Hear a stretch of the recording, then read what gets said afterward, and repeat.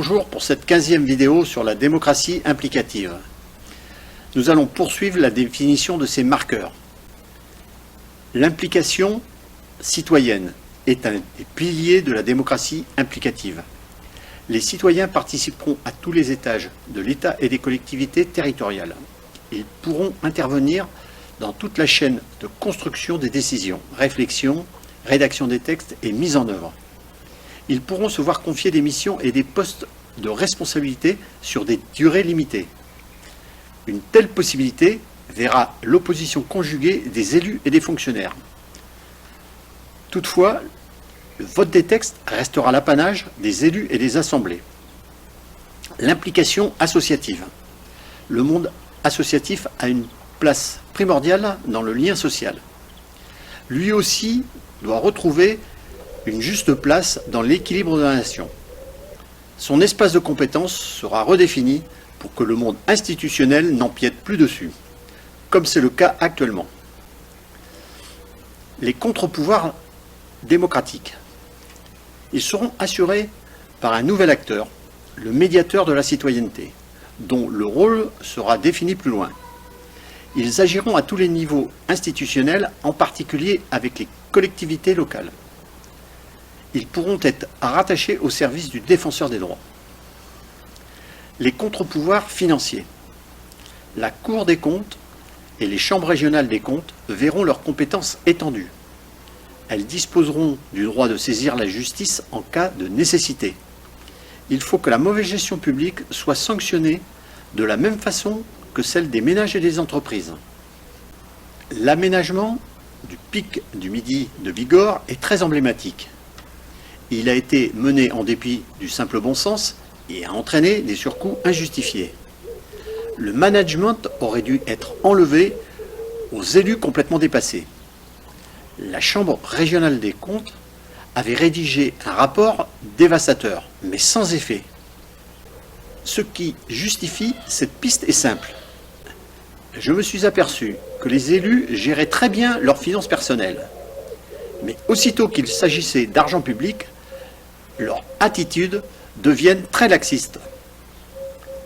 Les affaires Cahuzac et Fillon montrent aussi comment ils savent utiliser les avantages de leur situation pour leurs usages personnels. La transparence de la vie publique. Elle est totale avec la démocratie implicative. Les citoyens peuvent avoir accès plus facilement aux informations concernant leurs élus. Les déclarations de revenus ne seront pas demandées aux élus des petites communes. Une barre sera fixée au niveau des communes de 5000 habitants et aux conseillers régionaux. Les citoyens doivent pouvoir se procurer rapidement et sans contestation l'ensemble des documents administratifs qu'ils souhaitent. Les institutions seront dans l'obligation de les publier sur Internet de manière claire. Les conflits d'intérêts seront interdits. Les comités d'éthique seront généralisés à tous les niveaux institutionnels. Ils sanctionneront en cas de dissimulation ou de manquement. Ils pourront saisir la justice. Le statut de l'élu. C'est un vieux problème qui se pose à notre République. Les élus disposeront d'un revenu pendant la durée de leur mandat. Celui-ci sera assujetti aux mêmes règles et droits que les salariés classiques. Par exemple, ils bénéficieront des indemnités chômage à la fin de leur mandat. Ils ne peuvent pas exercer d'activité professionnelle pendant leur mandat. Les conflits d'intérêts seront strictement interdits. Une concertation sera organisée pour déterminer jusqu'à quel niveau de fonction ces règles s'appliquent. Dans les petites communes, le contexte est différent et les élus doivent être mieux protégés. L'éducation. Elle sera l'objet d'une révolution complète avec une large part accordée à la systémique.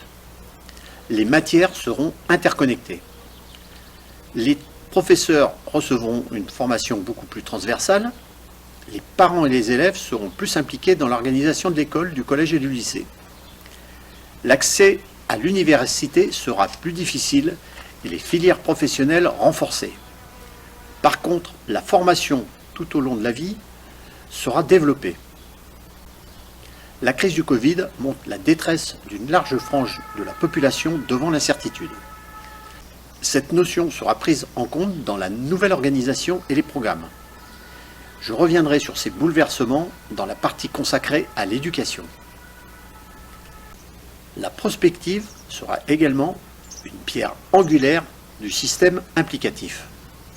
Le mode de gouvernance actuel traite des problèmes au jour le jour. Nous sommes perpétuellement dans le mode réactif. La pandémie actuelle le démontre impitoyablement. La démocratie implicative anticipe au maximum les problèmes. À partir des constats, elle construit collectivement des propositions et des solutions en amont. Par exemple, avec la démocratie implicative, la crise des Gilets jaunes n'aurait jamais eu lieu. Le parcours citoyen, c'est lui qui guidera toute la révolution implicative. Le nouveau contrat social, l'éducation, la formation, l'organisation des entreprises en découleront directement. La fluidité entre les étages et les statuts de la vie est l'une des clés de la réussite de la démocratie implicative. Le citoyen pourra passer de la fonction publique au secteur privé, devenir élu, se former, aller dans la vie associative, pouvoir bénéficier de pauses pour se ressourcer, passer de l'industrie à l'agriculture, et cela sans heurts ni frustration. Bien sûr, vous pouvez acheter mon livre En marche vers la démocratie implicative. Vous retrouverez les sujets traités dans cette vidéo à partir de la page 162. Vous pouvez aussi consulter mon site internet où vous retrouverez de nombreux documents. Sur ma chaîne YouTube, j'ai regroupé l'ensemble des vidéos sur la démocratie implicative. N'oubliez pas de partager cette vidéo sur les réseaux sociaux. Je vous remercie et à bientôt.